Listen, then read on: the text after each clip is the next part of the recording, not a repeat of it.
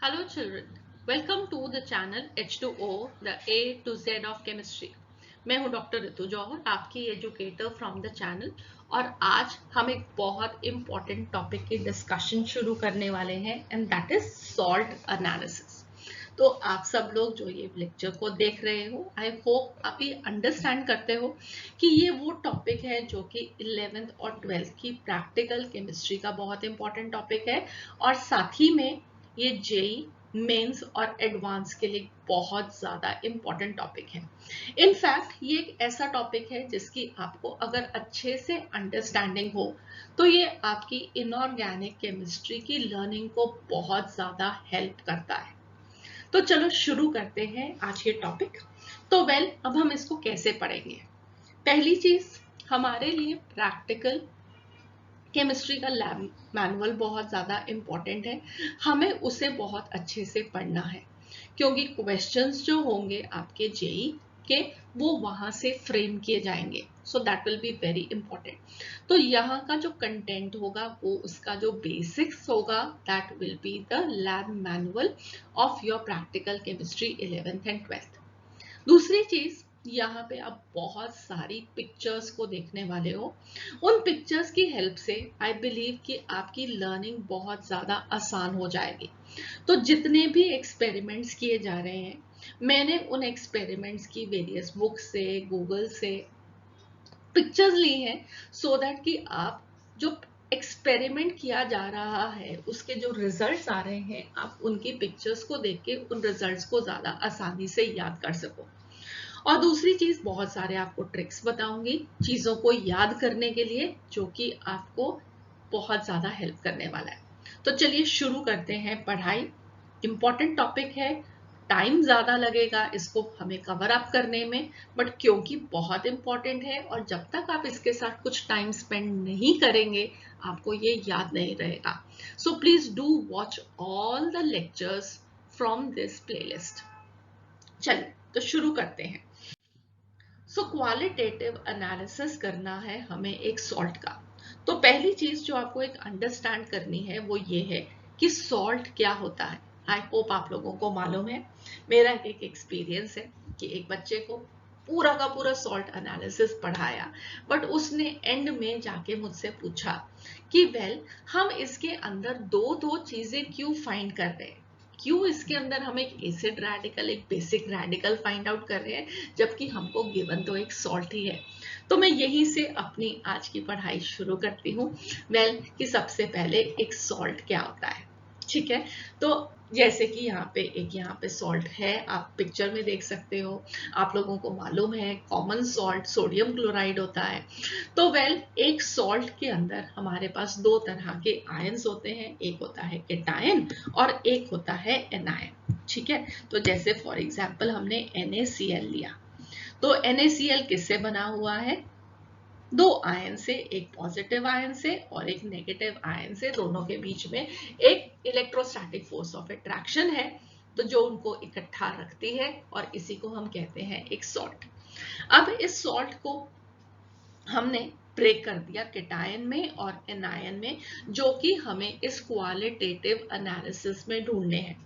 But आप जितनी भी बुक्स देखोगे वहां पे आप देखोगे determination of the basic radical, determination of the acidic radical. तो हमें ये भी अंडरस्टैंडिंग होनी चाहिए कि बेसिक रेडिकल क्या है और एसिडिक रेडिकल क्या है। तो जो आयन या जो रेडिकल हमको बेस से मिले उसे हम बोलते हैं बेसिक रेडिकल, और जो हमें एसिड से मिले उसे हम बोलते हैं acid radical. For example NaCl में हमें Na कहाँ से मिल रहा है, NaOH से। ये क्या है, ये एक बेस है। हमें Cl कहाँ से मिल रहा है, एक एसिड से, दैट इज HCl। और आप सब लोगों ने अपनी जूनियर क्लासेस में पढ़ा है कि जब एक बेस और एसिड का रिएक्शन होता है तो वो प्रोड्यूस करता है सॉल्ट प्लस वाटर। ठीक है, तो ये है सॉल्ट और ये है वाटर। तो जब भी एक बेस और एक सॉल्ट एसिड में रिएक्शन होता है तो what is being produced is a salt and water. और हमें इस सॉल्ट के केटायन एनायन को फाइंड आउट करना है। हमें इसमें एक एसिड और बेसिक रेडिकल को फाइंड आउट करना है, और अगर हमने वो फाइंड आउट कर लिया तो दोनों को कंबाइन करेंगे तो हमारे पास आ गया हमें गिवन सॉल्ट क्या है। तो आपको लेबोरेटरी में एक छोटे से पेपर पे थोड़ा सा सॉल्ट दिया जाएगा और आपको कहा जाएगा कि फाइंड आउट करो कि ये सॉल्ट कौन सा है, और आप शुरू हो जाएंगे बहुत सारे टेस्ट करने के लिए, जिससे आप फाइंड आउट करेंगे कि उसमें बेसिक रेडिकल कौन सा है और एसिड रेडिकल कौन सा है। ठीक है, इस रिएक्शन को क्या बोलते हैं, आई होप आप लोगों को मालूम है। इस रिएक्शन को बोलते हैं neutralisation reaction. So qualitative analysis क्या है? Qualitative analysis of inorganic salt means the identification of cations and anions present in a salt or a mixture of salts. ये भी हो सकता है कि आपको एक सॉल्ट दिया जाए, या सीनियर क्लासेस में आपको दो सॉल्ट्स को मिक्स करके भी दिया जा सकता है और आपको उसके अंदर सारे के सारे केटायंस और एनायंस को फाइंड आउट करना है। तो जो भी हम ये सब टेस्ट करेंगे इस पढ़ाई में, वो सब फॉर्म करेंगे the part of the qualitative analysis. So in the formation of a salt, the part contributed by the acid is called as anion and the part contributed by the base is called as the cation. All of these things जो कि यहाँ पे लिखी हुई हैं, they are given in the lab manual for practical chemistry of 11th and 12th. So for example, we have the salts copper sulfate and NaCl. तो copper sulfate में cation क्या होगा? Copper ions. एनायन क्या होगा? Sulphate ions. NaCl में cation क्या होगा? Na positive ions, और Cl नेगेटिव क्या होगा? The anion part. So qualitative analysis को we carry out through a series of reactions which are easily perceptible to our senses such as sight and smell. ठीक है, तो ये वो reactions हैं जो कि हम करते हैं जिनसे कुछ ऐसे रिजल्ट्स निकलेंगे जो कि हम देख सकें, हम उनको स्मेल कर सकें और उससे हम बता सकें कि कौन सा सॉल्ट प्रेजेंट होगा। तो इन रिएक्शंस में जनरली हम देखेंगे कि कोई प्रेसिपिटेट बन रहा है, कुछ कलर चेंजेस हो रही हैं, कुछ गैसेस की एवोल्यूशन हो रही है। सो केटायंस एंड एनायंस जो कि आपके सिलेबस में है, जिन्हें आपको आइडेंटिफाई करना आएगा, वेल उनकी लिस्ट यहाँ पे गिवन है।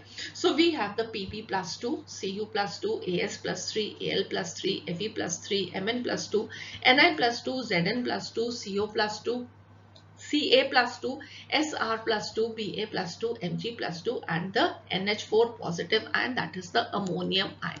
तो ये केटायंस हो सकते हैं आपके सॉल्ट में, और एनायंस कौन से हो सकते हैं? CO3 2-, S2-, SO3 2-, SO4 2-, NO2-, NO3-, Cl negative, Br negative, I negative, PO4 negative, C2O4 2-, CH3COO-। ठीक है, सो ये केटायंस और एनायंस की लिस्ट है, बट अगेन यहाँ पे वो सॉल्ट्स नहीं होंगे जो कि इनसॉल्युबल हो, मतलब जिन्हें हम पानी में डिसॉल्व करें और वो पानी में नहीं घुले, वो सॉल्ट्स जो कि इनसॉल्युबल इन वाटर होते हैं, वो सॉल्ट्स आपको एनालिसिस के लिए नहीं दिए जाएंगे। अब हमको करना क्या है? हमें एक सिस्टमैटिक एनालिसिस करना है इनऑर्गेनिक सॉल्ट का, जिसके अंदर हम इसको 3 पार्ट्स में डिवाइड करेंगे। सबसे पहले the preliminary examination of a solid salt and it's solution.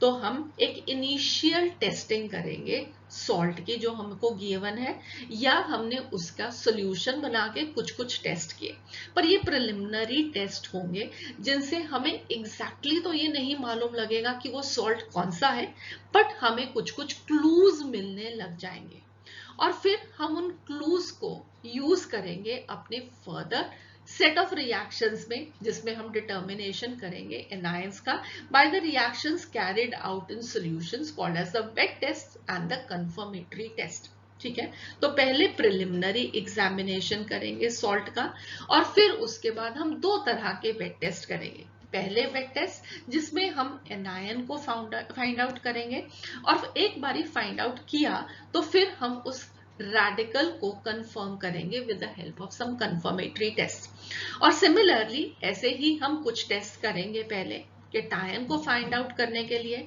और जहां पे हमको लगेगा कि ये केटायन हो सकता है हम उसके कंफर्मेटरी टेस्ट करेंगे to find out exactly which anion and cation it is going to be. ठीक है, तो 3 तरह के टेस्ट में ये पूरे का पूरा क्वालिटेटिव एनालिसिस को हम डिवाइड करेंगे।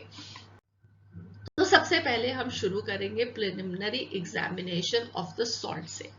तो preliminary examination of the salt हमको बहुत सारी इंपॉर्टेंट इंफॉर्मेशन देगा, जिससे हमारे आगे की एनालिसिस, सारे वेट टेस्ट जो हमने करने हैं एनायंस के लिए और केटायंस के लिए, वो आसान हो जाएंगे। ठीक है, ये कंक्लूसिव नहीं होते, जैसे मैंने आपको बताया कि हमें एग्जैक्टली नहीं पता लगेगा, हो सकता है क्लूज मिलेंगे हमें उसमें, तो बट फिर भी ये टेस्ट बहुत इंपॉर्टेंट है, क्योंकि हमें ये क्लूज बहुत ज्यादा हेल्प करने वाले हैं अपनी एनालिसिस को स्पीड अप करने में।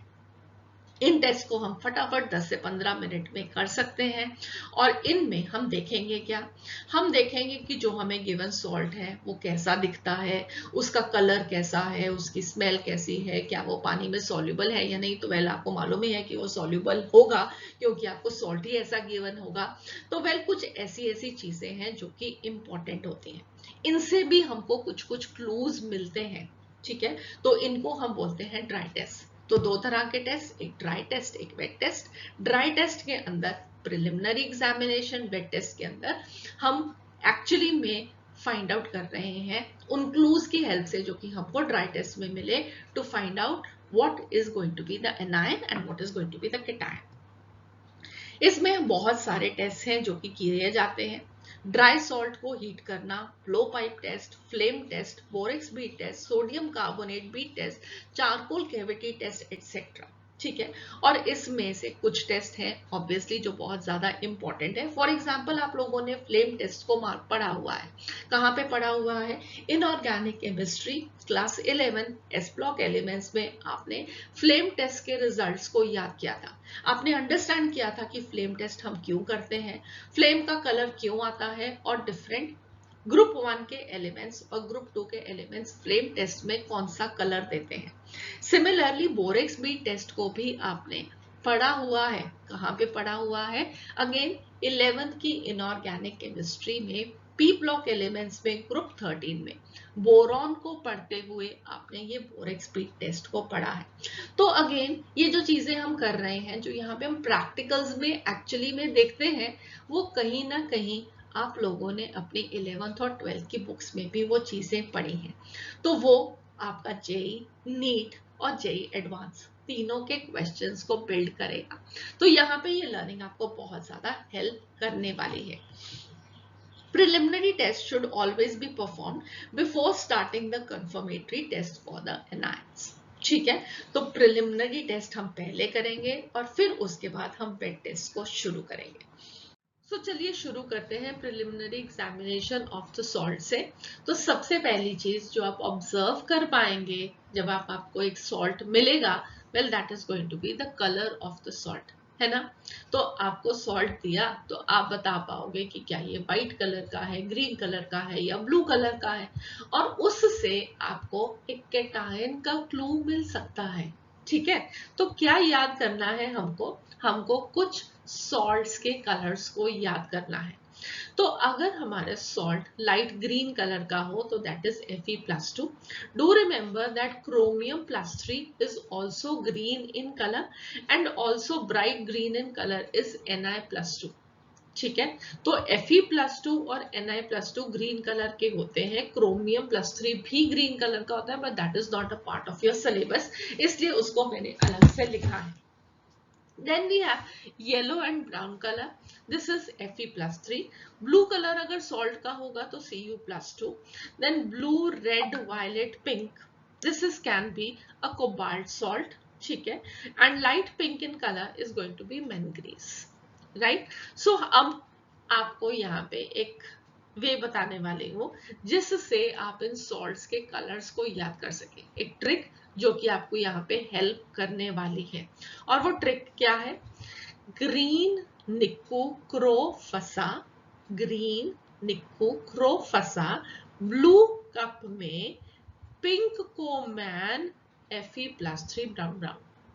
ठीक है, तो ग्रीन निक्कू क्रो फंसा ब्लू कप में पिंक को मैन Fe+3 ब्राउन ब्राउन। तो अब आपको यहाँ से समझ में आ ही गया होगा कि ग्रीन कलर किस किस का होता है, निकल, क्रोमियम और Fe+2 का। ब्लू कप में तो blue colour is for copper, pink को मैन, pink is for cobalt and for manganese, and Fe+3 is going to be brown in colour. ठीक है, तो आई होप आप लोगों को याद हुए ये सॉल्ट, ये कलर आपको हेल्प कर सकते हैं। और अगर ये कलर नहीं है, व्हाइट कलर का सॉल्ट है, तो हम उससे ये भी इन्फ्रेंस निकाल सकते हैं कि ये सारे आयंस जो होंगे वो उसमें मोस्ट लाइकली प्रेजेंट नहीं है। ठीक है कि नहीं? तो चलिए, अगर हम आपको कलर याद हो गया है, ग्रीन निको क्रो फसा ब्लू कप में पिंक को मैन Fe+3 ब्राउन ब्राउन, तो ग्रीन निकल chromium, Fe+2, blue color is copper, pink is cobalt and manganese, and Fe+3 is going to have a brown or a yellow color. ठीक है, done हो गया। चलो आगे बढ़ते हैं। सो अब हम चलते हैं अपने नेक्स्ट टेस्ट पे। Next test is going to be the dry heating test. Dry heating test आप खुद से यहाँ से ही समझ सकते हैं कि हमने सॉल्ट लेना है और उसको हीट करना है और फिर हमने उसके रिजल्ट्स को ऑब्जर्व करना है। सो हम यहाँ पे लेंगे 0.1 ग्राम ऑफ अ सॉल्ट, उसको एक क्लीन ड्राई टेस्ट ट्यूब के अंदर लेंगे, उस टेस्ट ट्यूब को हम हीट करेंगे फॉर अबाउट 1 मिनट और रेजिड्यू का कलर ऑब्जर्व करेंगे जब वो हॉट होगा, और जब वो रेजिड्यू ठंडा हो जाए तो भी हम उसका कलर ऑब्जर्व करेंगे। Observation of the changes gives indication about the presence of the cations which may not be taken as conclusive evidence. तो हमें यहाँ से cations के बारे में पता लगेगा पर कंफर्मली नहीं पता लगेगा, एक क्लू मिल जाएगा आपको यहाँ से भी। तो अभी हम प्रिलिमिनरी टेस्ट से उन क्लूज की ही बात कर रहे हैं जो हमें मिलेंगे और फिर उन्हें हम बेस्ट टेस्ट में जाके कंफर्म करेंगे। ठीक है, समझ में आ गया? तो हमने लिया dry sample in a test tube, उस सॉल्ट को हीट किया। तो अब आपको क्या क्या चीजें देखनी है? सबसे पहले आपको देखना है कि उसके अंदर एक रेजिड्यू है, राइट? रेजिड्यू के अंदर आपको हॉट और कोल्ड में कलर चेंजेस को ऑब्जर्व करना है। आपको देखना है कि क्या वो सॉल्ट सबलाइम तो नहीं करता, डायरेक्टली गैसियस स्टेट में तो कन्वर्ट नहीं हो रहा है, और आपको देखना है कि हीटिंग पे कोई गैस तो नहीं इवॉल्व हो रही, और उसकी चेंजेस को आपने अपनी नोटबुक में लिखना है। ठीक है, तो सबसे पहली चीज बात की हमने रेजिड्यू की। तो जब हम सॉल्ट को हीट करेंगे, obviously there will be two options, कि या तो रेजिड्यू बचेगा ही नहीं, सारा का सारा हीट होके गैसियस फॉर्म में कन्वर्ट हो जाएगा, या रेजिड्यू बचेगा। ठीक है, हम अगर तो रेजिड्यू नहीं बचता, उस केस में प्लीज डू रिमेंबर कि जो केटायन सॉल्ट में प्रेजेंट है that is not a metal ion. तो वो कौन सा आयन हो सकता है? When that is going to be salt of a non metallic cation such as NH4 positive, PH4 positive may be present। तो आपके सिलेबस में जो केटायन है दैट इज NH4 पॉजिटिव। इसका मतलब है कि अगर रेजिड्यू नहीं बच रहा तो जो केटायन होगा that is going to be NH4 positive most likely. ठीक है, अब दूसरी चीज है कि अगर रेजिड्यू बचता है तो क्या। ठीक है, तो चलिए आगे बढ़ते हैं। रेजिड्यू अगर बचता है तो उस केस में आपको कलर चेंजेस को ऑब्जर्व करना है। तो आपको बताया ना, हॉट एंड कोल्ड की कलर चेंजेस को आपने ऑब्जर्व करना है। तो रेजिड्यू का कलर चेंज सबसे पहले होता ही क्यों है जब हम उसको हीट करते हैं? तो हमारे पास एक सॉल्ट था, सॉल्ट के अंदर आपने कुछ कलर चेंजेस को ऑब्जर्व किया, तो well they are generally associated with the removal of water of crystallisation और with the formation of F centres under hot conditions. ठीक है, तो ये एफ सेंटर्स को आपने सॉलिड स्टेट में पढ़ा था। And the other thing is removal of water of crystallization. Hydrated salt का और एनहाइड्रस सॉल्ट के कलर्स में आप एक डिफरेंस देख सकते हैं। चलिए देखते हैं हम ये कुछ differences. Colour when cold if it is blue, color when hot is white, then the inference that we have is कि the salt may be containing copper ions. ठीक है, अगर ग्रीन कलर का सॉल्ट है और वो हॉट पे dry white और येलो कलर का होता है, देन Fe+2 में बी प्रेजेंट. अगर वो व्हाइट कलर का सॉल्ट है, हॉट करने पे वो येलो कलर का होता है, well then it is going to be Zn+2 that is present. Pink colour का सॉल्ट है, हॉट करने पे ब्लू होता है, then it is cobalt that may be present. ठीक है, blue white copper, green dirty white और yellow is Fe+2, white to yellow is Zn+2 and pink and blue is cobalt. याद हुआ? कुछ नहीं हो रहा? डिफिकल्ट लग रहा है? चलो इनके कलर्स को देखते हैं. एक्चुअली में पिक्चर्स में इन कलर्स को देखते हैं, वो आपको इनको बेटर वे में याद करने में हेल्प करेंगे. ठीक है, बट यहाँ पे अगेन कलर व्हेन कोल्ड को आप आसानी से याद कर सकते हो. कैसे? क्योंकि हमने वो निमोनिक पढ़ा था ना अभी. ग्रीन निक्कू क्रो फसा ब्लू कप पे पिंक को मैन Fe+2 ब्राउन ब्राउन. तो कलर व्हेन कोल्ड तो देखो, color when cold is blue, so that is copper. Green, it is Fe+2. White, yes अभी हमने नहीं करा है, but white and hot yellow will be Zn+2. And when it is pink and it is turning hot blue, it is cobalt. ठीक है, तो colors आपने यहाँ पे already वो पढ़े हुए हैं. तो चलो, सबसे पहले एक व्हाइट कलर का सॉल्ट जिसे हीट करते हैं तो वो येलो कलर में कन्वर्ट हो जाता है. तो कौन सा सॉल्ट अभी याद किया हमने? Well that was zinc ions. ठीक है, तो जिंक ऑक्साइड को जब हम हीट करते हैं तो वेल वो येलो कलर के जिंक ऑक्साइड में कन्वर्ट हो जाता है. मतलब जिंक ऑक्साइड रहता तो जिंक ऑक्साइड ही है, बट हीट करने पे that turns yellow in colour. क्या आप लोगों को याद है ऐसा क्यों होता है? वेल वो इसलिए होता है क्योंकि heating of zinc oxide causes change in colour due to the metal excess defect. याद है मेटल एक्सेस डिफेक्ट में क्या होता था? वेल यहाँ पे होता क्या है कि जब हम जिंक ऑक्साइड को हीट करते हैं तो बहुत ही थोड़ा सा ऑक्सीजन उसमें से एस्केप कर जाता है, बहुत ही थोड़ा सा, जरा सा, और उसके कॉरेस्पॉन्डिंगली जो जिंक आयंस होंगे और एक फ्री इलेक्ट्रॉन जो होगा, they will come to occupy the interstitial spaces. ठीक है, तो जितना जरा सा ऑक्सीजन लीव किया उसकी जगह पे जिंक आयन और साथ में उसका electron, well that is going to be coming and occupying the interstitial spaces. और उसकी वजह से एक मेटल एक्सेस का डिफेक्ट क्रिएट हो जाएगा और ये रिस्पॉन्सिबल है the colour changes which are happening. ठीक है, I hope this is clear to you. अगर आपको अभी नहीं याद है तो प्लीज अपना सॉलिड स्टेट चैप्टर क्लास 12 को दोबारा से रीड कीजिएगा, आपको याद आ जाएगा. डन. चलो, नेक्स्ट वाला सॉल्ट हमारे पास है copper sulphate. Copper sulphate 5H2O मतलब हाइड्रेटेड सॉल्ट है, वाटर ऑफ क्रिस्टलाइजेशन प्रेजेंट है. जब हम इसको हीट करते हैं ये अपने एनहाइड्रस सॉल्ट में कन्वर्ट होता है. जो हाइड्रेटेड सॉल्ट था that was blue in colour and the anhydrous salt is white in colour.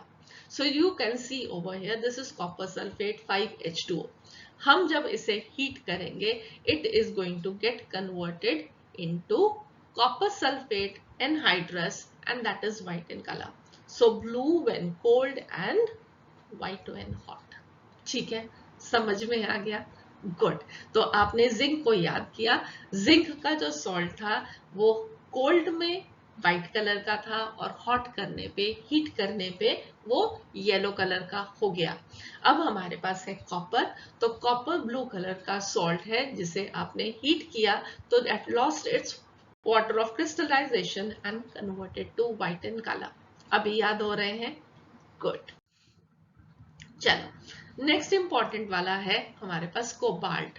तो कोबाल्ट क्लोराइड 6H2O, मैंने उसको हीट किया. It losses 6 water of crystallization and got converted into the anhydrous salt COCl2. Hydrated salt था, anhydrous बन गया. Hydrated pink colour का था और एनहाइड्रस ब्लू कलर का है. So here you can see this was a pink colour salt जिसे हम हीट कर रहे हैं तो वो ब्लू कलर में चेंज हो रहा है। ठीक है, याद हो रहा है? Great. So this is your cobalt chloride which is anhydrous, which you will be getting after heating this pink color salt which was hydrated। ठीक है, समझ में आ गया?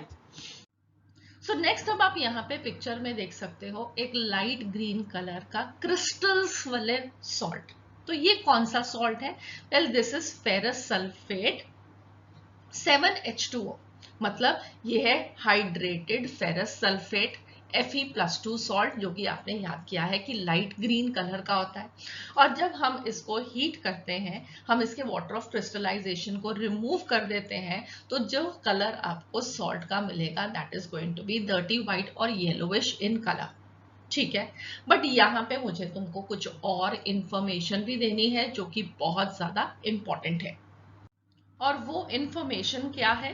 वेल वो है कि जब हम फेरस सल्फेट .7H2O, जिसे हम ग्रीन विट्रियोल भी कहते हैं, उसे जब हम 300 डिग्री सेल्सियस पे हीट करते हैं तब तो फेरस सल्फेट बनेगा, एनहाइड्रस फेरस सल्फेट बनेगा। बट अगर आप इसको फर्दर हीट करते हो तो this breaks down into Fe2O3, SO2 and SO3 gases. ठीक है, तो ये आपको याद रखना बहुत ज्यादा इंपॉर्टेंट है कि यहाँ पे अगर आप हाई हीट करोगे तो फेरस सल्फेट नहीं बनेगा, फेरिक ऑक्साइड बनेगा और उसके कलर्स डिफरेंट होंगे। तो वो कौन से कलर होंगे? This was ferrous sulphate .7H2O, hydrated ferrous sulphate का सॉल्ट। आपने उसको 300 डिग्री सेल्सियस पे हीट किया तो वो एक लाइट येलोविश सा कलर, डर्टी व्हाइट कलर का सॉल्ट बनेगा which was anhydrous ferrous sulphate.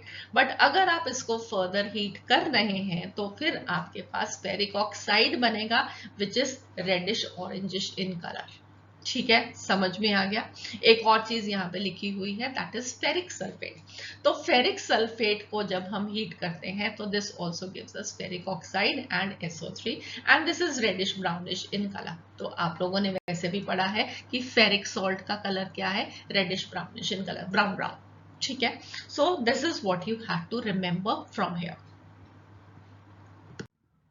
सो अब आई होप आप चारों के चारों इन बॉक्सेस को याद कर सकते हैं कि कॉपर था। अगर आप अब हाथ रख के सिर्फ इन कैटायंस को देखो तो आप आंसर लिख पाओगे। कॉपर ब्लू कलर का सॉल्ट था, व्हाइट कलर में चेंज हो गया।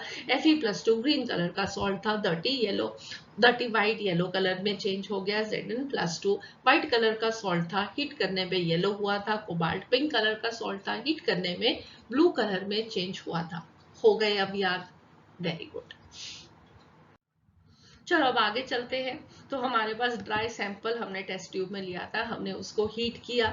या तो रेजिड्यू नहीं बचा था, रेजिड्यू नहीं बचा था तो वो अमोनियम आयन हो सकता है। रेजिड्यू बचा तो हमने उसके कलर चेंजेस को ऑब्जर्व किया। कलर चेंजेस के बाद नेक्स्ट दो चीजें जो रह गई हैं that is going to be sublimation and evolution of a gas. तो अगर सब्लिमेशन होता है, ठीक है, डायरेक्टली जो सॉलिड है वो हीट करने में गैसियस स्टेट में कन्वर्ट करता है, तो उसके जो व्हाइट सब्लिमेट आप ऑब्जर्व कर सकते हो they may be given by HgCl2, Hg2Cl2, As2O3, Sp2O3 and NH4X, where X can be chlorine, bromine, iodine। ठीक है, तो ये हमारे पास पॉसिबिलिटीज हैं अगर व्हाइट कलर का सब्लिमेट आप ऑब्जर्व करें। ठीक है, यहाँ पे आप फॉर एग्जांपल देख सकते हैं what I am talking about, कि हमने सॉल्ट को हीट किया और वो आपको व्हाइट सब्लिमेट दिखाई दे रहा है। दिखाई दे रहा है ना ये? और अगर ये सारे का सारा सॉलिड गैसियस स्टेट में कन्वर्ट हो रहा है तो then you can directly see that it is getting converted into its gaseous form. ठीक है, क्लियर है? तो व्हाइट सब्लिमेट कौन कौन दे सकता है? HgCl2, Hg2Cl2, As2O3, Sp2O3 and NH4X। Ammonium chloride वो एग्जाम्पल था जो कि आपने अपनी जूनियर क्लासेस से याद करना शुरू किया था कि अमोनियम क्लोराइड को जब हम हीट करते हैं तो वो सब्लाइम करता है। याद है आप लोगों को? चलो, so this was the next one. अब इसके बाद रह गया क्या हमारे पास, एवोल्यूशन ऑफ अ गैस। तो एवोल्यूशन ऑफ अ गैस, हम उसकी गैस की जो भी कैरेक्टरिस्टिक प्रॉपर्टीज हैं उसको ऑब्जर्व करेंगे, और वो जो कैरेक्टरिस्टिक प्रॉपर्टीज गैस की होंगी, वो हमें हेल्प करेगा आइडेंटिफाई करने में कि उसमें एसिड रेडिकल कौन सा प्रेजेंट है, उसमें एनायन कौन सा प्रेजेंट है। कलर ऑफ द सॉल्ट में हमको कैटायन पता लग रहा था, अब एवोल्यूशन ऑफ अ गैस में हमको एनायन पता लगेगा, उसका क्लू मिलेगा हमको। बट मैं अब यहाँ पे उसकी बात बहुत डिटेल में नहीं करूंगी, क्योंकि जो आप वेट टेस्ट भी करेंगे एसिड रेडिकल्स के लिए, वहां पे भी आप एक्चुअली में इन गैसेस की ही एवोल्यूशन को स्टडी करोगे, उन गैसेस के क्या कैरेक्टरिस्टिक्स हैं आप उसको स्टडी करोगे, तो हम उसको वहीं पे वेट टेस्ट में ही स्टडी कर लेंगे। बट हीट करने पे भी आपको कुछ गैसेस की एवोल्यूशन दिखाई देगी, और वो एग्जैक्टली वही फीचर्स होंगे जो आप वेट टेस्ट में करोगे। ठीक है, सो हम उनको वेट टेस्ट में ही डिस्कस करेंगे। आज के इस लेक्चर में हमने क्या पढ़ लिया, हमने एक तो सॉल्ट का कलर याद किया था, और उसके बाद हमने ड्राई सैंपल ट्यूब की हीटिंग को चेक किया। ठीक है, हीटिंग में हमने रेजिड्यू को ऑब्जर्व किया, हमने रेजिड्यू के कलर चेंजेस को ऑब्जर्व किया, अगर कोई सब्लिमेट बना था तो हमने उसको ऑब्जर्व किया, और फिर हम एवोल्यूशन ऑफ अ गैस को स्टडी करते हैं, और उससे हम एसिड रेडिकल्स को देखते हैं कि कौन सा हो सकता है। अब कंक्लूड करने से पहले इस लेक्चर को एक क्वेश्चन जो कि जेई मेंस 2015 में आया था। तो अ pink colored salt turns blue on heating. The presence of which cation is most likely? Copper ions, cobalt ions, zinc ion और ferrous ions. तो क्या आप इसका आंसर कर सकते हैं? हम लोगों ने सब salts के कलर्स देखे थे। What is the color of the salt when it's cold and what happens when it is heated? तो आपको मालूम है? तो आई एम श्योर आप लोगों ने सही ऑप्शन को चूज कर लिया है। The correct option is B choice. Cobalt था वो पिंक कलर का सॉल्ट जिसे हमने हीट किया तो वो ब्लू कलर में चेंज हुआ। So that would be all for this lecture. I hope आपको ये लेक्चर अच्छा लगा, आप लोगों ने इस लेक्चर में जल्दी से काफी चीजों को याद किया, और ये आपको आपके एग्जाम में हेल्प करने वाले हैं। तो हम मिलेंगे नेक्स्ट लेक्चर में। नेक्स्ट लेक्चर में हम और प्रिलिमिनरी टेस्ट के डिस्कशन करेंगे। अगले टेस्ट में जिस टेस्ट को हम डिस्कस करेंगे that will be the flame test. तो फ्लेम टेस्ट अगेन एक बहुत इंपॉर्टेंट टेस्ट है, और वो आपको याद करना है। किस तरीके से याद करवाऊंगी ये भी देखना होगा। तो चलिए मिलते हैं अगले लेक्चर में। अगर अभी तक आपने चैनल को सब्सक्राइब नहीं किया तो प्लीज डू इट, क्योंकि अदरवाइज आप बहुत इंपॉर्टेंट नोटिफिकेशंस को मिस करने वाले हो। तो see you again, bye bye, have a nice day.